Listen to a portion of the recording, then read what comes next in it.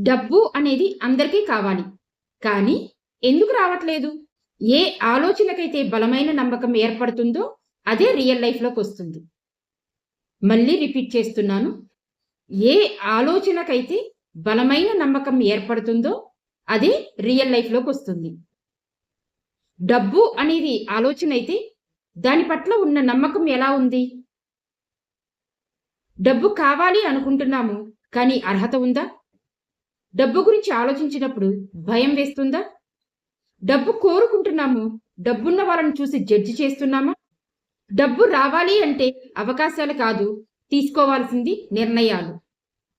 మనం ఎప్పుడైతే డెసిషన్ తీసుకొని రెడీ అవుతే అవకాశాలు మనల్ని వెతుక్కుంటూ వస్తాయి. డబ్బు పట్ల మనం రైట్ మైండ్ సెట్‌ని ఎలా డెవలప్ చేసుకోవాలి? రైట్ మైండ్ సెట్ అనేది ఎన్ని స్టేజెస్‌లో ఉంటుంది? రైట్ మైండ్ సెట్ డెవలప్ అయితే ఎలాంటి క్లారిటీ డెసిషన్స్ తీసుకుంటాము? పూర్తిగా లాంగ్ వీడియోలో అప్‌లోడ్ చేశాను. ఒకసారి వాచ్ చేయండి.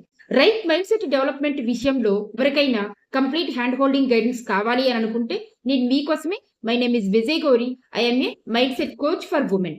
డిస్క్రిప్షన్‌లో ఇచ్చిన వాట్సాప్ నంబర్‌కి మైండ్ సెట్ అని మెన్షన్ చేయండి. మా టీమ్ మీకు కాంటాక్ట్ అవుతుంది.